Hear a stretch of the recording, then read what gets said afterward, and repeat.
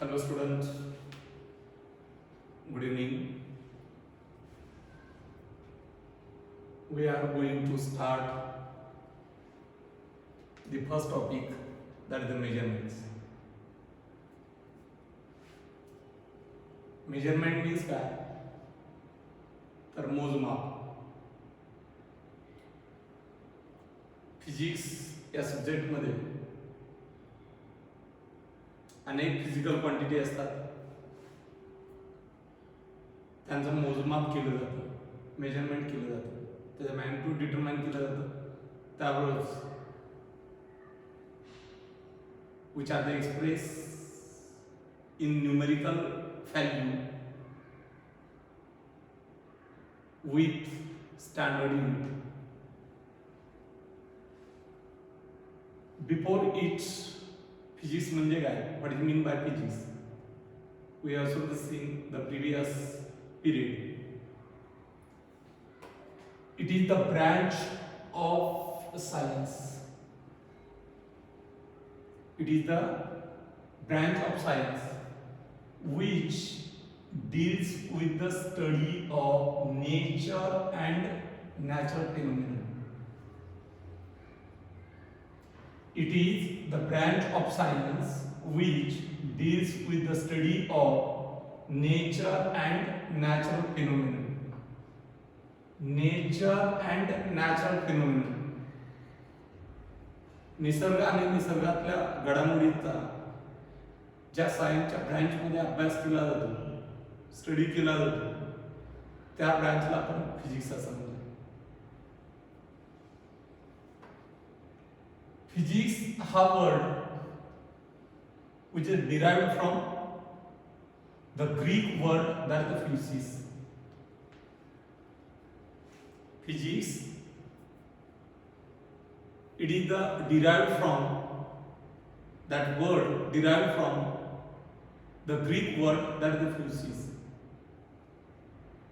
And physis, that word which is the firstly introduced by scientist Aristotle.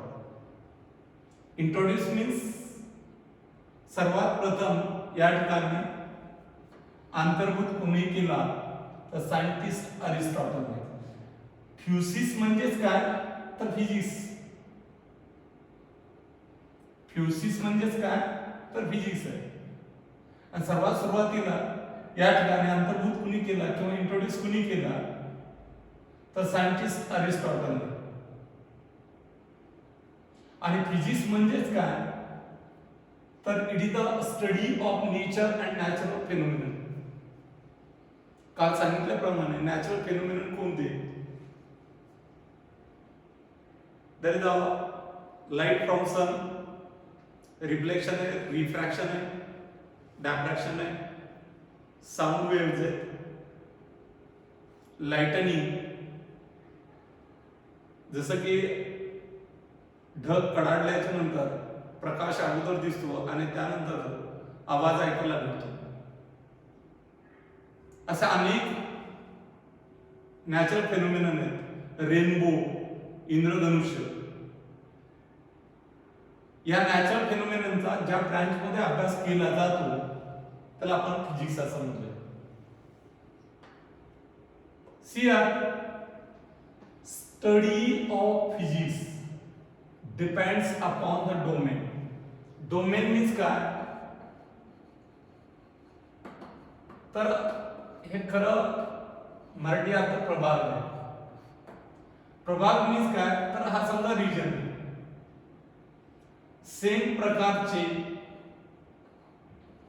या ठिकाणी particles किंवा same character असणारे, सारखेच गुणधर्म असणारे एकत्र असतील तर त्याला प्रभाग म्हणतो, रिजन म्हणतो. जसे आपल्या कॉलनी असतात, ह्या कॉलनी आपण एका विशिष्ट प्रकारच्या असतात, तसं आपण या ठिकाणी उदाहरण देता येणार नाही आपल्याला, पण डोमेन मीन्स रिजन. ज्या रिजन मध्ये असणारे पार्टिकल ह्या सारख्याच गुणधर्माचे असतील, सारख्याच प्रॉपर्टी या ठिकाणी उभे करत असतील, दाखवत असतील. तसं डोमेन म्हणजे भाग, प्रकार, प्रभाग. टाइप्स ऑफ डोमेन दोन प्रकारचे. एक मायक्रोस्कोपिक म्हणजे फिजिक्सचा अभ्यास आपण दोन प्रकारे अभ्यास करतो, दोन भागामध्ये विभाजन करतो. भाग म्हणजे डोमेन. आणि कोणत्या दोन भागानुसार अभ्यास करतो? जे आपल्याला डोळ्याने दिसणार, निसर्गातल्या ज्या बी घडामोडी तुम्हाला डोळ्याने दिसतात,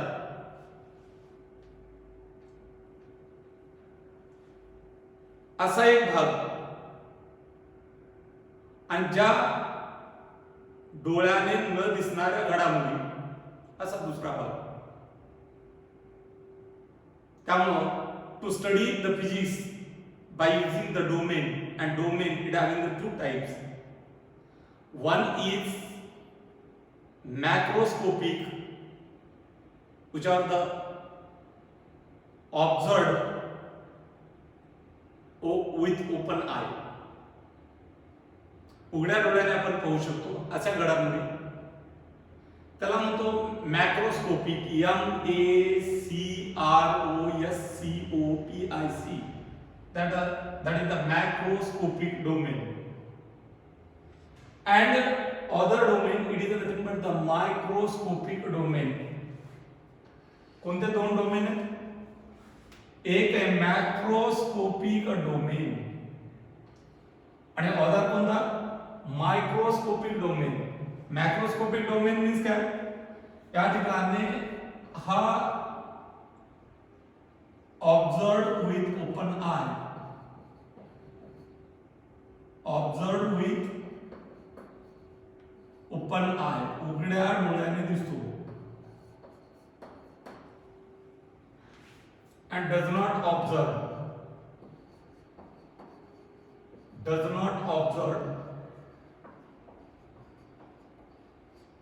with open eye.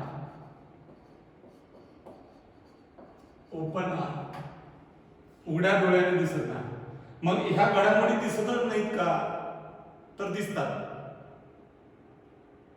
very small, cannot be observed with open eye. That is the microscopic. मग मॅक्रोस्कोपिक डोमेन फिजिक्सचा ज्या भागामध्ये अभ्यास केला जातो, कोणता भाग? जे की उघड्या डोळ्याने दिसणारे घडामोडी असणारे, that is the macroscopic, not micro. Macroscopic domain. मग मॅक्रोस्कोपिक डोमेन मध्ये कोणकोणते भाग येतात ज्यामध्ये फिजिक्सचा अभ्यास केला जातो? एक आहे लॅबोरेटरी. तुम्ही प्रयोग करायला जाता प्रयोगशाळेमध्ये, केमिस्ट्रीचं टायट्रेशन असेल, त्या ठिकाणी कलर पिंक कलर आलेला असतो, तो कलर डिसअपियर होतो. किंवा फिजिक्स मध्ये सिंपल पेंडुलम याचे ऑसिलेशन तुम्हाला मोजता येतात, किंवा व्हायब्रेशन ऑफ स्ट्रिंग ऑब्झर्व करता येते, किंवा व्हायब्रेशन ऑफ ट्युनिंग फॉर्क आहे. असे अनेक आहेत. हळूहळू तुम्हाला ते कळत राहतील, समजतील. जे लॅबोरेटरी मध्ये चालतं, जे तुम्हाला दिसतं, that is the in a laboratory. Second astronomical. Astronomical means अवकाशातील. अँड टेरेस्ट्रियल मीन्स जमिनीवरचं, भूचर म्हणतो आपण त्याला. मॅक्रोस्कोपिक डोमेन मध्ये तीन प्रकार. एक प्रयोगशाळेमधले ऑब्झर्वेशन, फेनोमेनन, त्यांचे ऑब्झर्वेशन. Second astronomical. आणि third number terrestrial. TERRESTRIAL. Terrestrial म्हणजे जमिनीवरचे. मग मायक्रोस्कोपिक डोमेन, या मायक्रोस्कोपिक डोमेन मध्ये तुम्हाला उघड्या डोळ्याने न दिसणारे फेनोमेनन जे की फिजिक्स मध्ये स्टडी केले. कोणतंही मटेरियल असेल डोळ्याने दिसते. पण त्याला पण बारीक बारीक करत गेलो तर सर्वात स्मॉल जे की इंडिव्हिज्युअल पार्टिकल असेल त्याला आपण ॲटम म्हणतो. पण ॲटम मध्ये देखील अनेक छोटे पार्टिकल आहेत. ॲटम एकत्र झाले, दोन किंवा दोनापेक्षा अनेक ॲटम एकत्र झाले तर त्याला मॉलिक्यूल म्हणतात. ॲटम मध्ये इलेक्ट्रॉन आहे. इलेक्ट्रॉन न्यूक्लियसच्या भोवती फिरतो. ॲटमच्या सेंट्रलला न्यूक्लियस असतो. मग समजा मी हा ॲटम कन्सिडर केला तर हा ॲटम आहे आणि हा टोटल ॲटम आहे. हा ॲटम त्यामध्ये हे इलेक्ट्रॉन निगेटिव्ह चार्ज असणार. हे हळूहळू आपल्याला नंतर समजेल. आणि या ठिकाणी टोटल मास आहे, पॉझिटिव्ह असतात प्रोटॉन आणि न्यूट्रल असतो तो न्यूट्रॉन. हा प्लस ई ने दाखवतो आपण.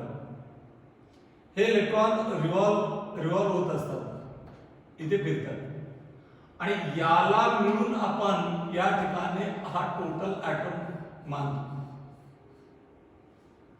मग न्यूक्लियस कोणता? तर हा फक्त न्यूक्लियस आहे. हा न्यूक्लियस आहे.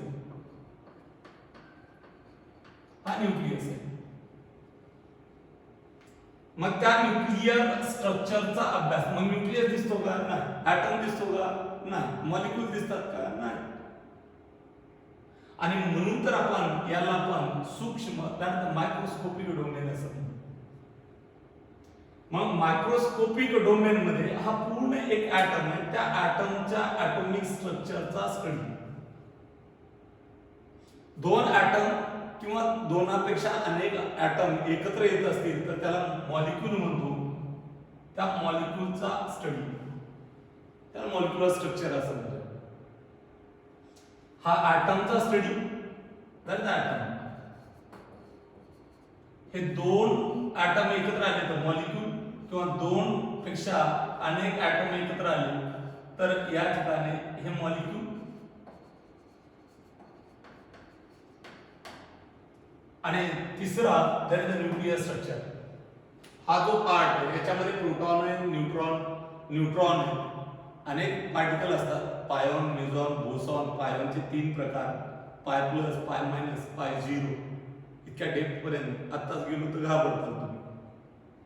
त्यामुळे आपल्याला एवढं लक्षात ठेवायचं की मायक्रोस्कोपिक डोमेन हा फिजिक्सचा अभ्यास करताना डोमेननुसार करतो, भागानुसार करतो. फिजिक्सचे 2 भागात विभाजन करतोय. एक मायक्रोस्कोपिक जे की डोळ्याने दिसत नाही आणि मॅक्रोस्कोपिक म्हणजे जे तुम्हाला डोळ्याने दिसणाऱ्या घडामोडी. मग मॅक्रोस्कोपिक मध्ये काय काय रे? एक लॅबोरेटरी, दुसरा अवकाशातलं ॲस्ट्रॉनॉमिकल आणि तिसरं जमिनीवरचं टेरेस्ट्रियल. एक काय लॅबोरेटरी, सेकंड ॲस्ट्रॉनॉमिकल आणि थर्ड नंबर टेरेस्ट्रियल. आणि सेकंड मायक्रोस्कोपिक डोमेन मध्ये ॲटॉमिक स्ट्रक्चर. सेकंड पाहतोय मॉलिक्युलर स्ट्रक्चर. मॉलिक्यूल मीन्स काय? दोन किंवा दोनापेक्षा अनेक ॲटम एकत्र असतील तर त्याला मॉलिक्यूल म्हणतात. मॉलिक्युलर स्ट्रक्चर आणि ॲटमचा सेंट्रल पार्ट. ज्या पार्ट मध्ये त्या ॲटमचं टोटल मास कॉन्सन्ट्रेट असते आणि त्याला आपण न्यूक्लियस म्हणतो. त्या न्यूक्लियसचं न्यूक्लियर स्ट्रक्चर, त्यामध्ये असणारे पार्टिकल, याचा ज्या ठिकाणी अभ्यास केला जातो तो असतोय region microscopic domain.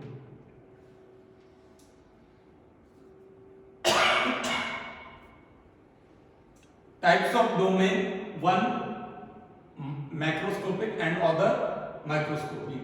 Okay. Then what is mean by physical quantity? Quantity means भौतिक राशी.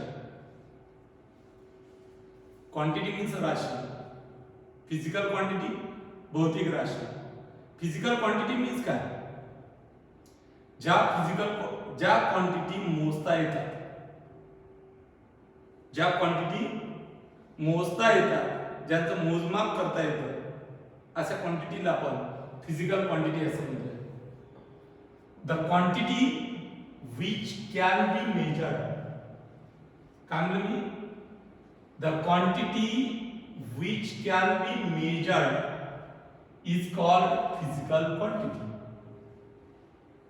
The quantity which can be measured is called physical quantity. मग पहा, क्वांटिटी अनेक प्रकारच्या असू शकतात. किराणा दुकानावरती गेलो, सामान आणायला लागलो, तर त्या ठिकाणी ते मोजून आणतो आपण. मग किती किलोग्रॅम आणले. बाकी आपण कपडा आणायला गेलो, किती मीटर आणलाय. आता तसे तुम्ही रेडीमेडच कपडे वापरता, पण तरी ज्यावेळेस कपडा आणतो त्यावेळेस तो आपण कापून आणतो, किती मीटर लागतो तेवढा तो मोजमाप करून आणतो. किंवा दोन शहरातलं अंतर मोजतो आपण. गाडी गतिमान असेल तर किती अंतरावरती पोहोचली, किती वेळ लागला, किती वेगाने धावते. ह्या अनेक फिजिकल क्वांटिटी म्हणजे ज्या की मोजाव्याच लागतात, ज्यांचं मोजमाप केलं जातं त्यांना फिजिकल क्वांटिटी असं म्हणतो. पण असेही काही क्वांटिटी, उदाहरणार्थ एखाद्या आनंदाच्या क्षणाला गेलो तर आपला आनंद झालेला असतो. समजा लग्नात गेलो, कन्या निघाला, तिथं डान्स करतो आपण, त्यावेळेस रडत नाहीत आपण. म्हणजे हा काय झाला, त्या ठिकाणी मुवमेंट कसली. वाढदिवसाला गेलो, आनंद असतो, एन्जॉय करतो आपण. हे काय झालं, हॅपीनेस आहे. मग किती हॅपीनेस आहे हे मोजता येतं का तुम्हाला? नाही. मला 1 किलोग्रॅम हॅपीनेस झाला किंवा 1 मीटर हॅपीनेस झाला, मला 1 तास हॅपीनेस होता. We cannot be measure. किंवा मला अमुक अमुक ठिकाणी गेलो, वाईट प्रसंग घडला, त्या ठिकाणी मला दुःख झालं, that is the sorrow. How much sorrow, how much happiness, we cannot be measure. So that happiness and sorrow, such type, these are not physical quantity because it cannot be measured. मग physical quantity कशाला म्हणायचं मला सांगा. या ठिकाणी happiness किंवा sorrow सारखे मी या ठिकाणी एक्झाम्पल सांगितलं. ह्या फिजिकल क्वांटिटी म्हणून मोजता येतील का? नाही. का फिजिकल क्वांटिटी नाही? तर या मोजता येत नाही. म्हणून या ठिकाणी फिजिकल क्वांटिटी कुणाला म्हणायचं? Which can be measured. Physical quantity which can be measured. The quantity which can be measured is called physical quantity. But the quantity such as happiness, sorrow etcetera are not physical quantity because cannot be measured. Then see that physical quantity which are to measure. मग physical quantity मोजायच्या तर किती physical quantity, किती भौतिक राशी, ती quantity मोजायची असेल तर काही न्यूमेरिकल व्हॅल्यू. उदाहरणार्थ आपण लेंथ आहे, लांबी मोजतो त्यावेळेस ती किती मीटर आहे, किती सेंटीमीटर आहे, किती किलोमीटर आहे. म्हणजे दोन गोष्टी वापरतोय आपण. ज्यावेळेस तुम्ही लेंथ मोजता त्यावेळेस समजा या ठिकाणी कन्सिडर करा 5 मीटर.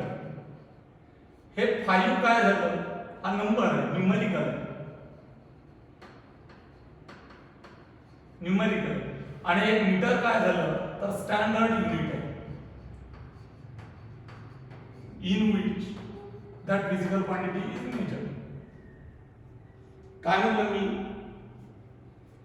हे 5 meter it is the numerical and that m is nothing but the standard unit in which that physical quantity is measured. म्हणजेच काय, ही काय तर that is the quantity, हे काय that is the number, आणि हे काय तर the unit. आणि म्हणून any physical quantity can be expressed, any physical quantity can be expressed is equal to numerical value into standard unit. काय म्हणलं मी? ए पुढे मी काय सांगणार आहे, काही फिजिकल क्वांटिटीला एककच नसतं. मग तुम्ही म्हणता की एनी फिजिकल क्वांटिटी म्हणतात, देयर इज एक्सेप्शनल केसेस की there is some physical quantity it has no unit, only pure number. मग अशा कोणत्या physical quantity? That is the relative density. मग रिलेटिव्ह डेन्सिटी मीन्स काय? The density of a material body divided by density of material at 4 degrees Celsius. याला आपण relative density असं म्हणतो. It has no unit because it is the ratio of same physical quantity. किंवा refractive index 10 ला तुम्ही पाहिलं असेल light मध्ये. The refractive index of the medium is equal to the velocity of light in air divided by velocity of light in a medium, that is the denser medium. इथे velocityचं एकक cancel होतं आणि refractive इंडेक्सला unit नसतं. आणि काही physical quantity अशा की उदाहरणार्थ अँगल, ऍक्च्युअल आपल्या याच्यानुसार त्याला युनिट येत नाही, but that physical quantity is measured in a degree और रेडियन. कारण या ठिकाणी पहा, समजा अँगल मोजला, कन्सिडर हियर, समजा हे वर्तुळ आहे, सर्कल, हा पॉइंट आहे ए, हा पॉइंट आहे बी, हा एक्स, म्हणजे हे काय झालं? आर्क झालंय ए एक्स बी. ही रेडियस आहे, रेडियस आहे, हा ओ पॉइंट आहे. मग या आर्कने या सेंटर ऑफ सर्कल जवळ सबटेंडेड केलेला अँगल काय म्हणतो मी? How much angle subtended by an arc at center of circle, that is the angle theta is equal to that arc AXB divided by radius. Means general formula काय? Angle is equal to arc divided by radius. मग मला सांगा, arc म्हणजे length आहे, distance आहे, त्याचं metre, आणि radius हे कशात मोजतो? मीटर मध्ये. Meter meter cancel, no unit, no unit. इथं युनिट येत नाही, but it is measured in a degree or radian. And some of the physical quantity have no unit having the ratio of same physical quantity, and some of the physical quantity जरी unit येत नसलं तरी it has supplementary units such as degree or radian. Then see here, the physical quantity can be expressed. Q means physical quantity. कोणतीही physical, उदाहरणार्थ length असू शकतं, मास असू शकतं, टाइम असू शकतं, नंबर अँड इट्स युनिट. पण या ठिकाणी युनिट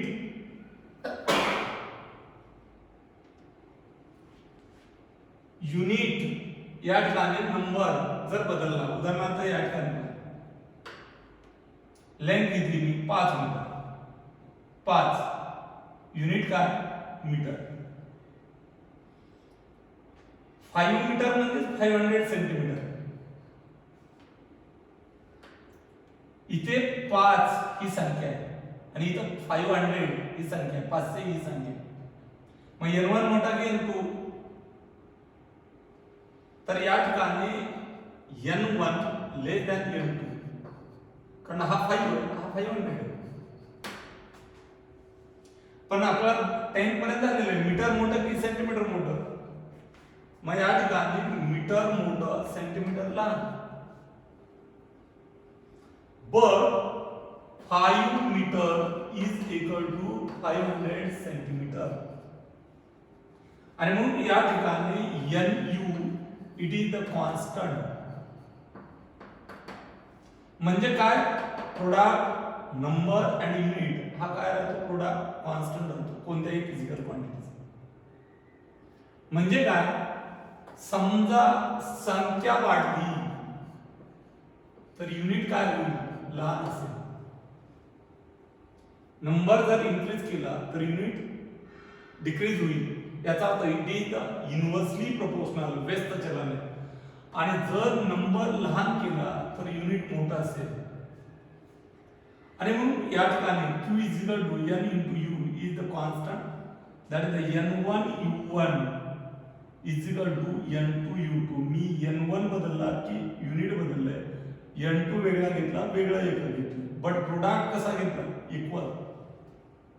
मग कोणत्याही फिजिकल क्वांटिटीचा y xy कधी कॉन्स्टंट असतो, 10वीला झालेलं, 10th मध्ये झालं, y inversely proportional to x किंवा x inversely proportional to y, आणि म्हणून n inversely proportional to u. मग मला सांगा, समजा या ठिकाणी मी 10 किलोग्राम घेतलं तर 10 किलोग्राम इज इक्वल टू किती ग्रॅम रे, 1 2 आणि 3 ग्रॅम. म्हणजे किती gram, 10,000 gram. 1 kilogram is equal to किती ग्रॅम, 1000 ग्रॅम. मग मला सांगा, हा काय n1, हा काय u1, हा काय n2 आणि हा u2. मग ही संख्या लहान आहे तर एकक मोठं, संख्या मोठी तर एकक लहान, but product it remains constant, that n1 u1 is equal to n2 u2. समजलं विद्यार्थ्यांनो? Okay, we can stop here.